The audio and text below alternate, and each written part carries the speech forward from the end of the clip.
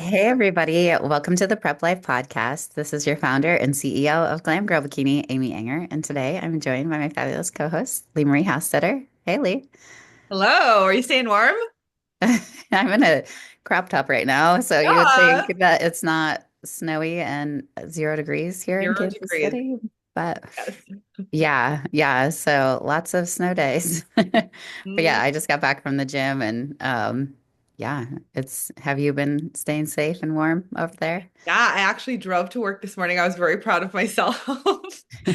But my the studio I worked at this morning, it's a straight shot. So I was like, guys, it's okay. Let's not cancel classes. I can make it. It is one street. We're fine. Yeah, So I was turning into the gym and I'm like sliding sideways and I was like, okay, I hope there's no one in that other lane because it is a little intense. Like every time I'm approaching a stoplight, I'm like, stay green, stay green, stay green. Whew. But yes, but we're surviving over here. We're making it work. Yesterday I was snowed in, so I just did a back workout in my basement and used my treadmill for some steps. So, I love it. I yeah. think this is a really good actually lead into our topic today because when you're stuck at home in the middle of the winter as well, and it's been cold and cold and cold, I feel like sometimes we can kind of struggle with motivation to get to the gym and move, which usually leads into some struggling with nutrition. Food. Yeah. Our Yeah. topic today. Yes, because one of the root causes of, overeating or binge eating, which is our topic today. I know for myself, when I t speak personally about this, because I'm not a doctor, I'm not a psychologist or licensed in any sort of disordered eating. So, giving that disclaimer first and foremost, I'm mostly only talking from my personal experience. Like, whenever I have binge ate, it's either one of these three things. So, it's either stress related, boredom, or just post show because my hormones aren't really giving me the right signals. So I know you have a lot of like just different bullet points here that we've kind of laid out based on maybe like between client experience as coaches, like what we've seen our clients struggle with and some typical things. But I know for me, yeah, that I struggle, especially in the winter, like when you just can't get out. I just thrive when I'm busy and when I'm bored and stuck inside. Sometimes food is just comfort. But yeah, do you want to start with number one, or do you want to just dive right into like why bodybuilders typically struggle with binge Yeah. eating? Yeah, I Okay. think you kind of nailed it when you gave your three reasons. I think for bodybuilders in specific, but I think this goes for everyone. Honestly, I think Yeah. the only one of the root causes that we overeat is restriction. And so if we kind of can understand that as bodybuilders, restriction is part of the sport. But I think there's a lot of different ways you can tackle it. And if we can get rid of the mental restriction and give as much freedom as possible within our boundaries as bodybuilders, I think that helps. But number one point of why bodybuilders struggle with binge eating, and this is not in order of importance or anything, just our number one point is Mhm. extreme caloric restriction. Yeah. And when we're in contest prep, especially near the end, often there's an extreme caloric restriction. And if you have a good coach, or most coaches will give you enough food variety or give you macros so that you can kind of work in the different foods that you're craving to help with the caloric restriction. But near the end, it's kind of inevitable that you have to eliminate a lot of certain foods. And sometimes your food groups even get restricted, like most of the time it's carbs get super, super low by the end. Not for everybody. I mean, there are those Sometimes fats too, that do depending on your coach. But exactly, depending on your coach. And then also, I think depending on your journey, I think the longer you are consistent with good preps and good off seasons, the easier you can make your preps. I mean, yeah. in theory, but and a lot of the time you can diet down on higher calories, and that's always the goal. But I think getting down so low often leads to once you're in your improvement season or once you're reversing out, it can kind of swing back too hard in the opposite direction. And I think for me personally, I never really struggle in the reverse diet. I'm usually very disciplined, but in my improvement season, once I start eating more food and allowing myself to fit in extra foods that I crave, like have craved during prep or would normally crave, and put on a little body fat, that's actually when I struggle with overeating. Oh, okay. Yeah. Interesting. Yeah, that is interesting. Yeah, I would say so as I've coached over the years, because it's been a learning process, and I think I still have lots to learn, and I'm always open to learning new things. And there's new studies that come out, there's new like information. And so, me as a coach 10 years ago, I have a lot different lens on this, just going through it myself and things like that. So one thing that I've noticed that I've tried to do for my clients is we try to start reversing them like 2 weeks before the show. So we try to get them lean enough early. Sometimes that doesn't work. Everybody's different. It just depends on you and that individual. But I'm really careful about like anymore. I don't do the same things that I used to do. Like I'm very aware of the fact that like fats probably shouldn't be less than 40 grams for a female for a very long time. If so, like if calories are low, like it's very temporary, and I feel like it's important to like incorporate diet breaks, refeeds, and things like that. So, I think some of those tools in the toolbox like has helped with that, and don't feel bad like if you still like even if your coach has implemented all the right things, even if you've tried to do all the right things, don't feel bad or guilty like if you do binge right after a show. I think it's your body hormonally is like just set up to kind of unfortunately like for failure. So if you're not like that where you do well, like for me, I struggle with the reverse. And I know that when we get low on body fat, we're not producing as much leptin, which is our satiety hormone. Our ghrelin's pretty high. Our body's trying to like survive. And so it's giving us signals like that we're not really full when we probably would be normally.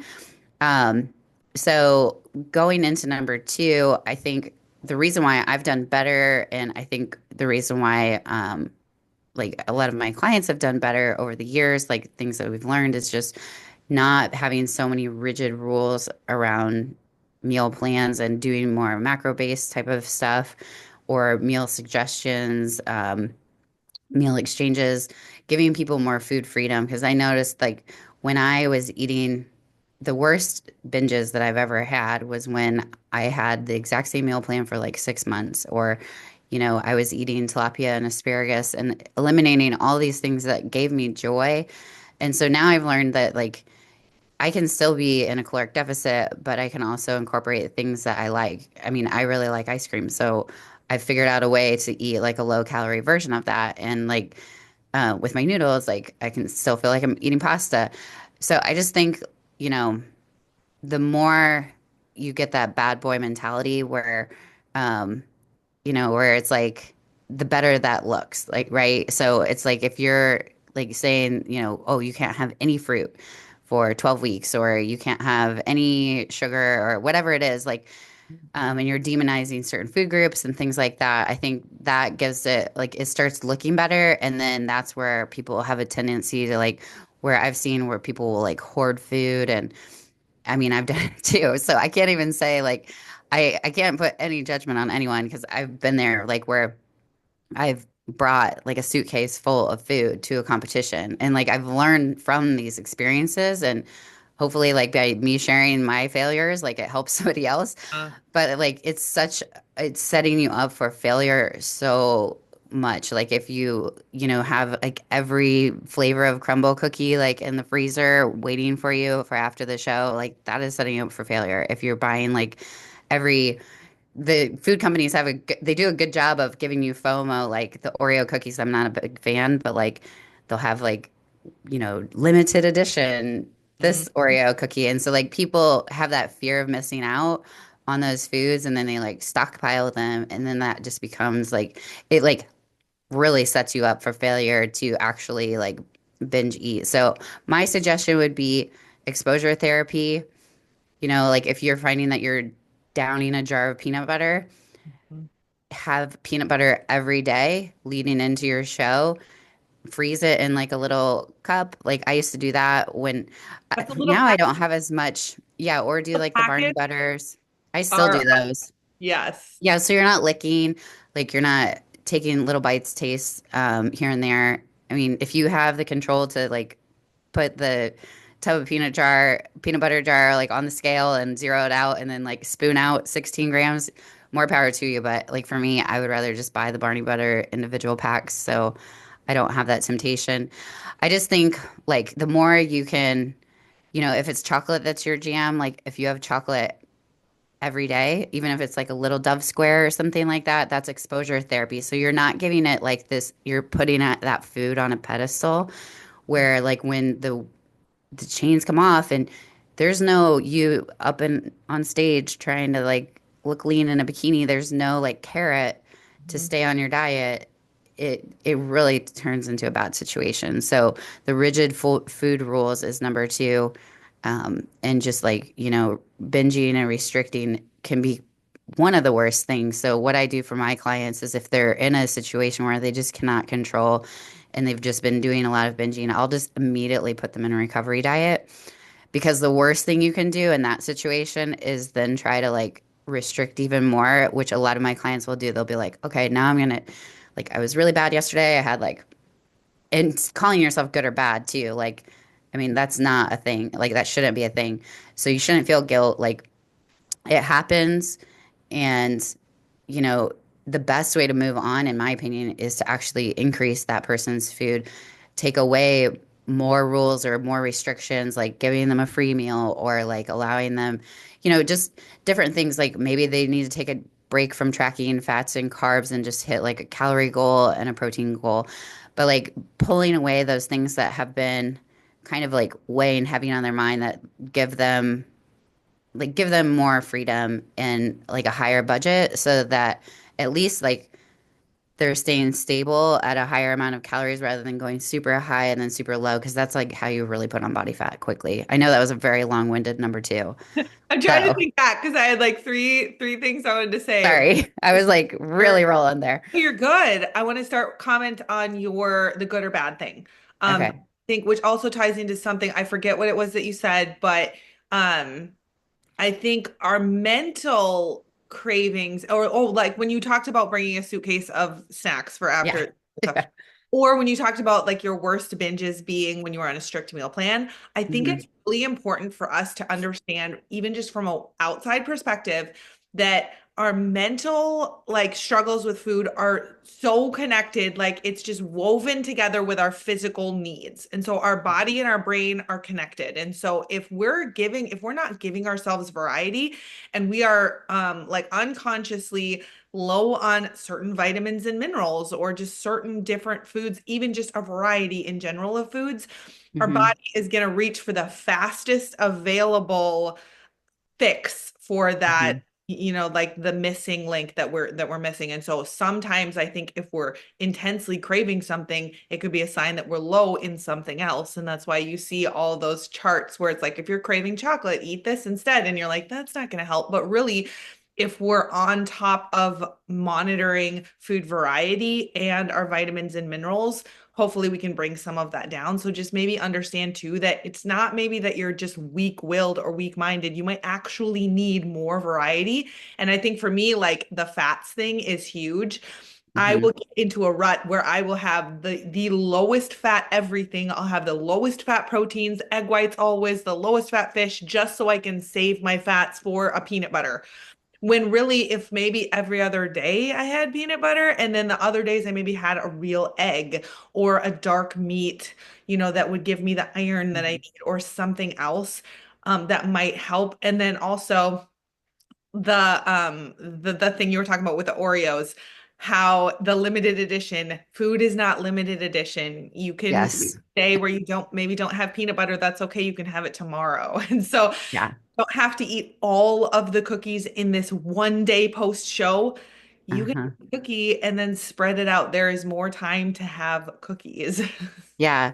And I've had her on the podcast like way back when, but Rebecca McConville, like she's helped me a lot and she's a registered dietitian and she also specializes in eating disorder behaviors. But her really good thing is that she has worked with a lot of competitors and she's written books on like women in athletics and REDS, which is basically like kind of like amenorrhea or whatever, like where you lose your cycle and stuff like that. So long story short, she was saying, like she was like digging down deep to see like, is this a physiological thing as to why you're binging, or is this a psychological? And that was one of the things she worked through with me, which was nice because the dietitian side of her, like she could look at my blood work, she could look at like what I was eating previously, like if I'm binging on peanut butter, maybe it's just that I'm deficient in fats. And so I think that's where I would refer out as a coach. She is local here to Kansas City, but she's helped me, she's helped a lot of athletes. Like she is a really good resource when it comes to kind of figuring that out too. Like, is this psychological, like a mental thing that you've been restricted mentally from these foods where they're or is it really just like physiological, like a deficiency where you need to meet that need, like you said? So, Yeah, do I you want to think take number three? um yes. Okay. Actually, let's come back to three because I wanted Okay. to make one more point out something you said that actually is, I think, exactly number four. So I'm going Oh, to swap okay. those and go with psychological burnout. Because you mentioned good and bad. And I think in like the way we psychologically, the way we see food and approach food and also our goals is super important. And I think it's really, really important to understand why we think that we are being good or being bad. And it's not just that it's wrong, it's just the wrong approach to it. And the reason that we think we're being bad is that we have a goal. And if we stick to the plan, we are successful in achieving that goal. And so in our head, we think that is good. The problem is we tie that in with some sort of moral compass, which we just need to understand if we get off plan, why that happened, and then hold ourselves accountable that we made a choice. This is the result. This is how we get back on plan. Because if we are super hard on ourselves and we think that we failed or we somehow are bad morally for doing that, that can just lead to discouragement. It can lead to giving up. It can lead to just, well, this is like, it can lead to making our whole personality about that. Well, I just can't diet because I can't stick to stuff. I just am someone who struggles with food. I could never do that. And then that just gives us a limited perspective of ourselves. And I think in this point they were saying there's mental pressure to maintain a shredded physique, which is true. When we work in the fitness industry, that is something we're Mm. often known for. But I think there's also a mental pressure to stick to the plan perfectly, especially when you're a competitor and a coach, or you're a Mhm. competitor as a platform and you're encouraging other people. Take that pressure, take yourself off the pedestal. It is okay to be relatable to other people. It's okay to make a mistake and then go back and learn from it and be like, well, I was doing this leading up to it. This is how I can change. And I think it's just how we view things, if that makes sense. Yeah, and I think that psychological burnout too, to the point where I was talking about how like some people just need a break from tracking because it's just mentally taxing to constantly be tracking and trying to zero out your MyFitnessPal. And so a lot of my clients, like, they just need a mental break from it. And so without like sacrificing their goals, and especially if we're like, you know, within that 8 week window post show where our hormones really aren't telling us, like, it's not really appropriate to be like intuitive eating because your body is not going to like intuitively tell you what you're actually full. You're not going to have those sensors those, that's maybe something that you could intuitively eat down the road, maybe the 3 months post show, like once your hormones are kind of level and your satiety cues are there. But like I said, in the example that I gave, like giving a calorie goal and a protein goal, sometimes people need that. Sometimes, like, people don't want a refeed budget, like, they just want a free meal. Like, they just want a break once a week to have a free meal and track it. And, like, post show, I think that's a great thing to incorporate as long as you don't look at it as like the Last Supper mentality where you're just trying to eat all the things. So look at it as like, okay, like going out to a restaurant, like having this meal, not having to worry about putting it into my fitness pal because that's kind of stressful too, like especially eating out. And when people want to kind of take you out like after a show, that's something important to like pour into those relationships too. So, because maybe you have been like restricting yourself from going to restaurants, um, which is a whole nother thing too, which I was talking about like on previous podcasts, like how I still try to go to dinner even when I'm like really close to prep, but I'll just bring my own protein. Just so again, like we're not like making ourselves like a hermit. So we're still pouring into our relationships and we're not like putting that boundary on our relationship with a loved one because we're in prep, like we're choosing to do that. And so like to say like, oh, I don't want to spend time with you because like you want to go out to dinner, like that's fine. Like we should be able to share a meal together at a restaurant. Whether or not I partake in like having a burger and fries, it's probably not going to be that, but I'm going to get a bed of lettuce and I'm going to order something and I'm going to have a club soda with you while you're having the cocktail, and that's fine. And then so I don't know, I digress, but I love it. yeah, All like those episode. are all things I think that go into the mental side of dieting where like because our relationships are very like we're very much tied to, Yeah. our relationships with other people and how we isolate ourselves. Do you want me to then take number three? Yeah, you take the metabolic. Okay, so metabolic adaptation, long-term dieting slows down the metabolism, increases hunger, hormones, ghrelin, and then making overeating post-show. I've already talked about the ghrelin, but I so long-term dieting, when we talk about there's just been adaptations that have been made essentially. So the more cardio you do, the more adapted your body is to burning and Mhm. having like a certain amount of movement. Same with the calories as we go down in weight in general, we require less calories. So, like an obese individual is going to be able to, like, their basal metabolic rate, their basic needs to keep the lights on, is going to be way higher than somebody that's contest lean because you don't require as many calories to maintain that body weight. So, naturally, as we lose body fat, as we lean out, we require less and less calories. And so, we're also trying to keep a deficit as our body's adapting. So, it becomes, by the end of it, especially if you're like a 5 foot girl, like you may be eating 1,000 calories because you're pretty short, or, you may like temporarily for a short term be like around 1,100 or 1,200. Again, it's temporary, but the body adapts to that. So it's important that we recognize that and that when we overeat post show, and this can cause a lot of people anxiety, but it is true, like because your body is adapted to like a lower range of calories, like when you're really increasing fast, like you kind of have to be okay with like the body fat that's going to come with that because your body is not anabolic right after a show. It's actually really prone to putting on body fat rapidly because your body wants to survive. It's not wanting to be lean and it's not wanting to maintain your muscle and your shreds.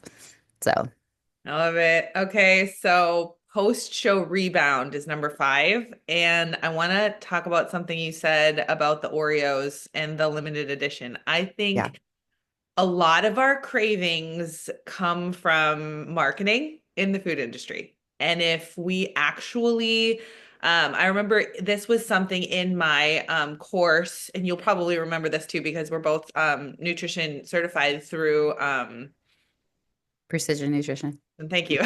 So I see like the logo in my head through Precision Nutrition. And so they do these case studies, and one of them had to do with this one. I think he was even a doctor or worked in the medical industry. He had a really busy job, I remember, and he would always stop and get, I think it was 2 Big Macs or something like that from McDonald's. And he just eat them like with it, he'd eat them in like 5 minutes. Like he just chow them down, and it was like his fix. He could never give it up. He loved it. He had it every day. And so his coach didn't even put any restrictions on him at first. The first week, he said, you have to sit down. You have to be at a table with your Big Macs. You have to focus. You can't be on your phone or anything else. You have to focus on the food and you have to eat slowly. You have to really think about the taste of the food and the texture of it and really enjoy it. Take a lot of time. You have to be sitting at this table for 20 minutes while you eat your Big Macs. And when he slowed it down and actually started tasting the burger and the fast food, he realized that he didn't actually like the taste. It wasn't good. It was soggy and sometimes a little bit stale and maybe not quite like super hot or whatever. I think of that with Oreos. The marketing for Oreos is so good, but when I think about an Oreo, I don't actually like them. Don't actually, they're kind of like cardboard cookies. Yeah, Like, no shade if you they love Oreo, are. cool.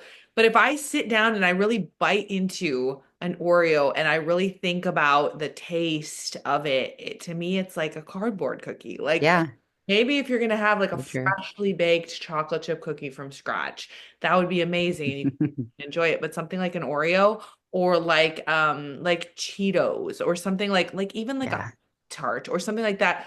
Cereal, a lot of cereal, things like that are marketed so well.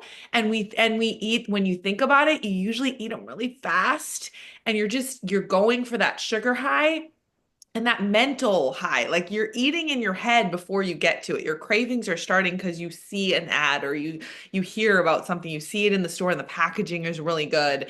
And usually like those chocolate commercials, when you watch it, it's somebody that's beautiful and they're happy and they're eating it. And it's like it's all about marketing to sell it. And so a lot of the times, if we just kind of slow it down, really think about it, make sure we're fueling ourselves, make sure we're not hungry, make sure we're eating on time. A lot of the times we can kind of get rid of some of those cravings. A big thing for me, especially when I'm in prep, is not watching like I get to a point where I need to stop watching what I eat in a day, where I stop watching like 10,000 calorie challenges or like cooking shows, things like that. Like think about your triggers. Like maybe stop watching food content if it's triggering you. And just watch where your like thinking, your thought processes go as far as post-show cravings. That's my overall yeah. take on it. Yeah, I like your food ritual because a couple things that I heard in there was the 20 minutes because it does take about 20 minutes for you to fully digest your food. You should always make your food an experience. There's certain things like cooking your food, like your olfactory senses, like your sense of smell, your visual, you know what's going into it when you're cooking. There's different things that have been proven to kind of like reduce the amount of calories that you intake just by doing that. So, like if you're breaking bread with family or you're being very intentional where you're not like, so we've all probably done the thing where we ate a bag of chips and by the end of it we were like, oh my gosh, like where did the rest of this go? Because I was like watching a movie Uh, and you're distracted. So you're not like really being present with your food and you're not like chewing your food and paying attention, or maybe you're on your phone and you're distracted. You're not using silverware and a plate. And I have to tell you that the book that changed my life was called Intuitive Eating. And it's so ironic because I was just talking about how intuitive eating doesn't really like work. But this book, even though the name is kind of like I guess like not it doesn't really say what it's actually about. So it's not actually about intuitive eating. It's more about being present with your food, what kind of eater you are, what kind of habits you have around your eating patterns. And when I changed the way that I experience things, like I would even make like separate all of my different things like into like different courses and like make everything very much an experience with plates and forks and all of that.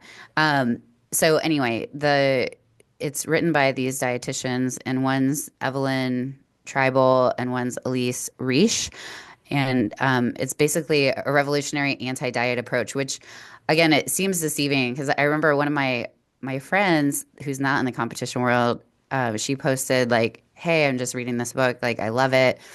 Um, and I was like, oh, yeah, that's like my favorite book. And she's like, really? She's like, I would think that you would be like totally the opposite because it's an anti-dieting book. And I'm like, no, that's like it. teaches you how to properly like experience your food, and have like a good relationship with your food rituals, and really making that an experience. So let's move on to how to manage and how to prevent binge eating and bodybuilding. So do you want to take number one?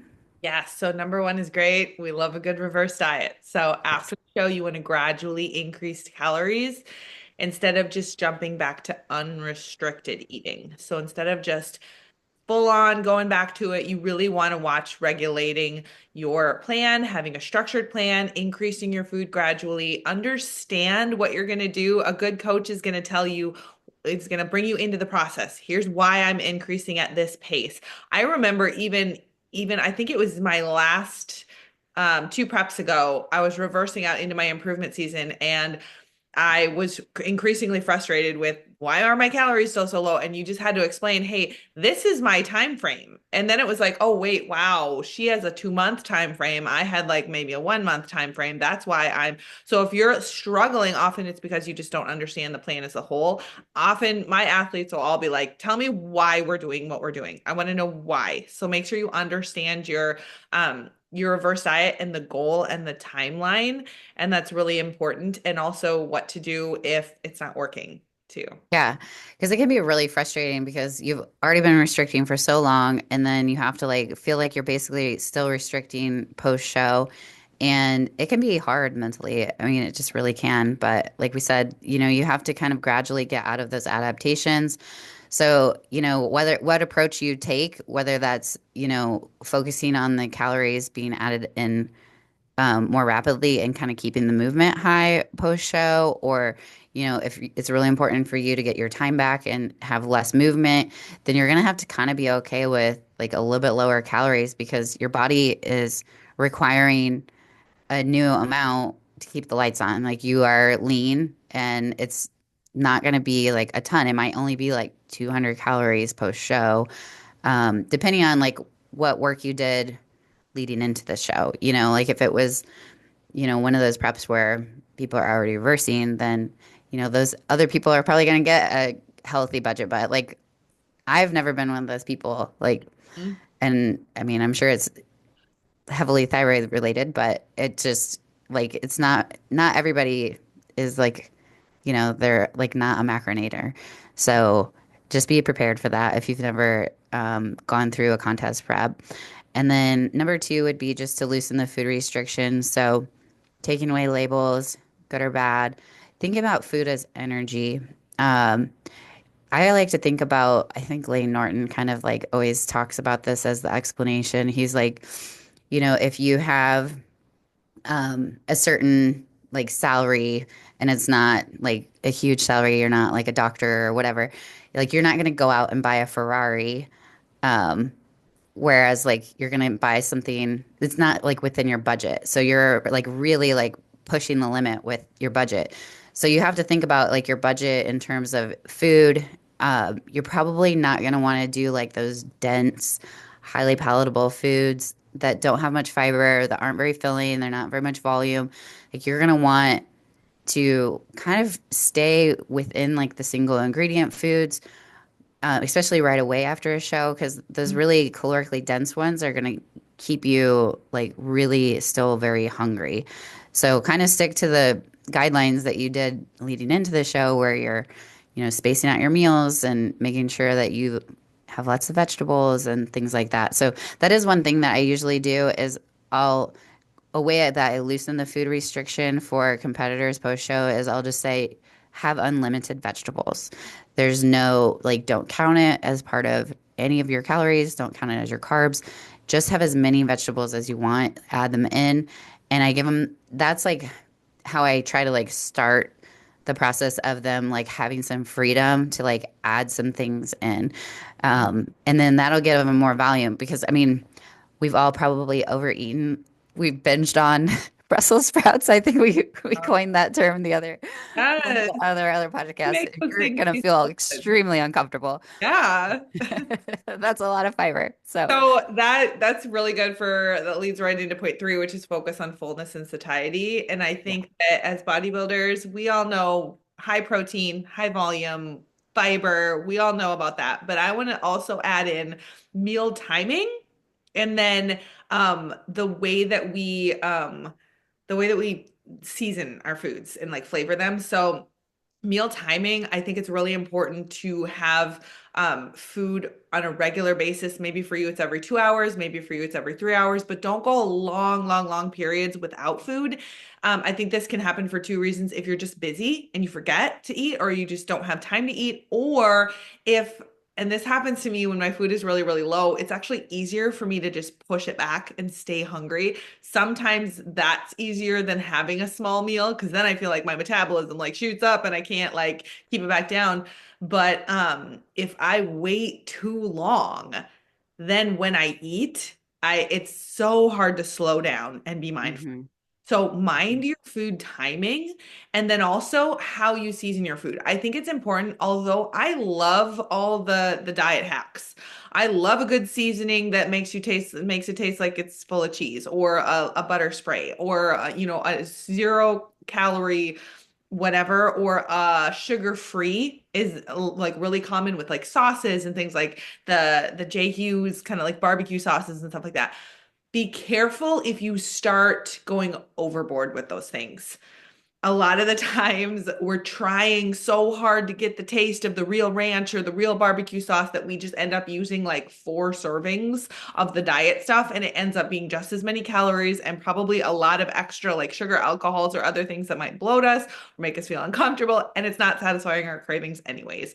So Yeah. I would say if you're going overboard with the diet hacks, pull it back and just learn to enjoy your food plain with salt and pepper or Hmm. just steamed, like just plain foods. I think sometimes, even though this sucks for a little while, this can actually help eliminate cravings because if we're constantly trying to satisfy cravings with these diet hacks and they're not working for us at that time, then we're just going to keep eating those things and those they do have calories and they will Hmm. add up even though they're a lot lower. If you're using 3 times the amount of a sauce that's a diet or zero like lower calorie sauce, it's going to equal the same as if you just use the real thing. So I think Yeah. one thing we can do is just back off on all the seasonings and things for a while and just learn to eat some plain food.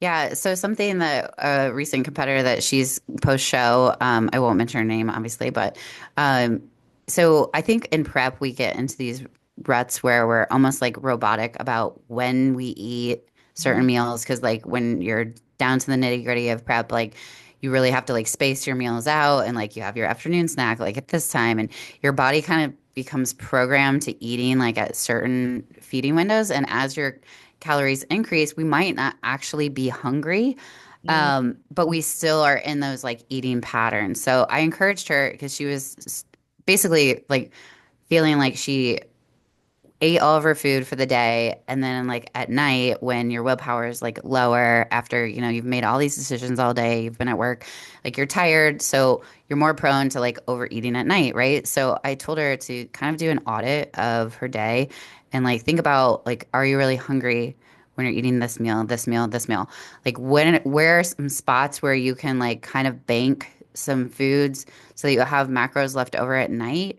um and like I know for myself, like I'll try to sleep a little bit later so that it pushes back my eating window so I have more calories at night.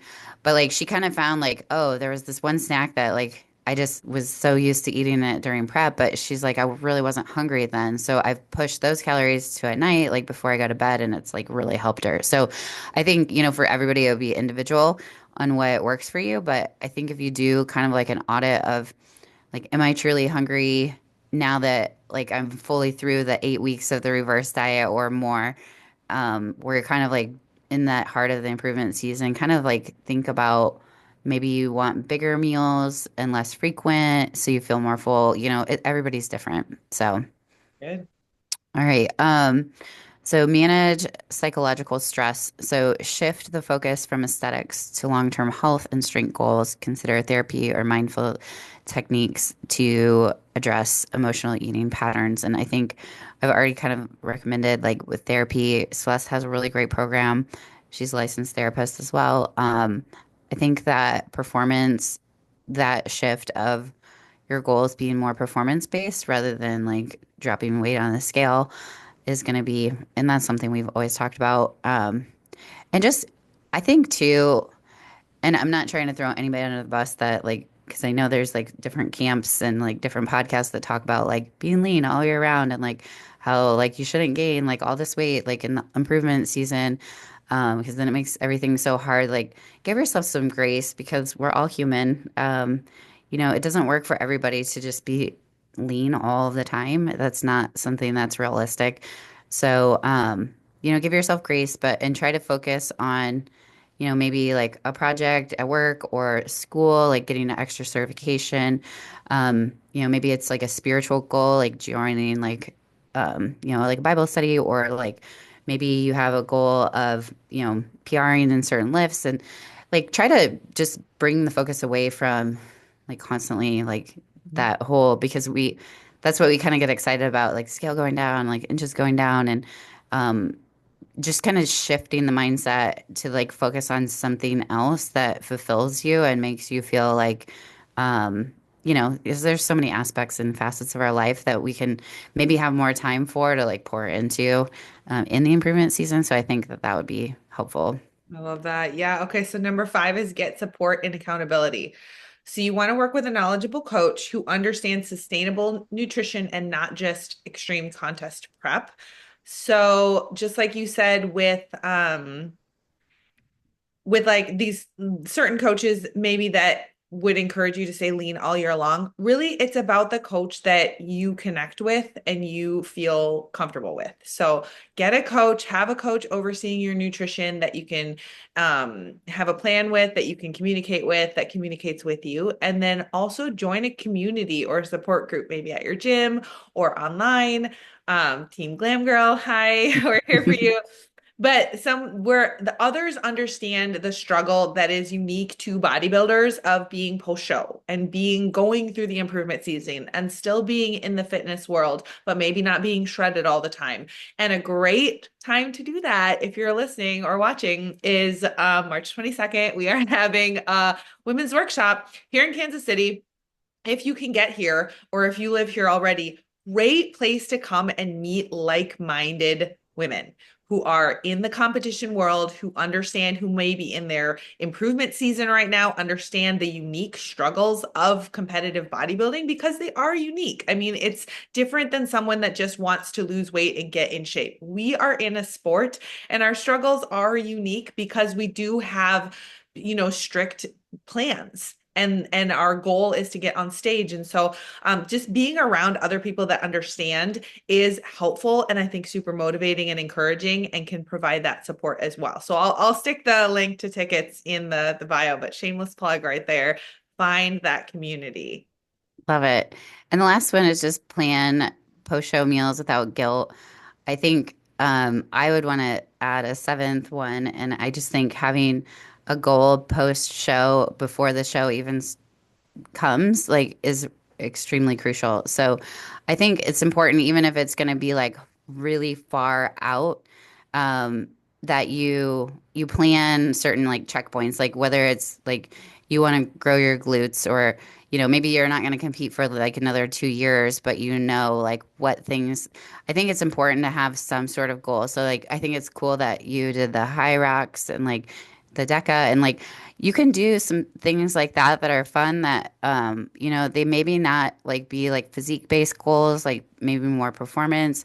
You just need a little bit of a break with that. But I just think coming into it with a plan and like knowing like that your post show meal, it's not again like the last supper. So there's plenty of time to enjoy meals out with friends and things like that. But like right after a show, your body's just really primed up and sensitive. So, I mean, not that I'm saying like sugar should be off limits, but I know personally that I've struggled when I expose myself to sugar right away, especially within that, like right after the show, just because you're so sensitive.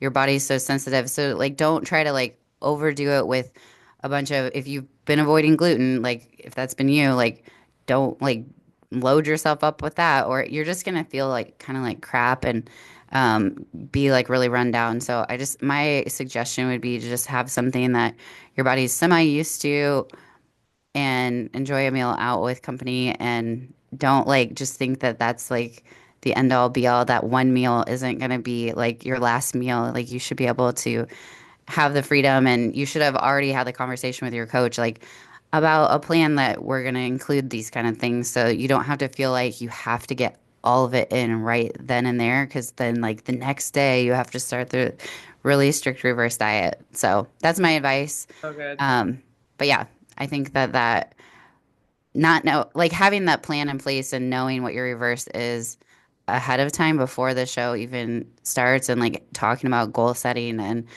I think that was my biggest thing, like post show, that I had the worst rebound was that I had no plan after the show.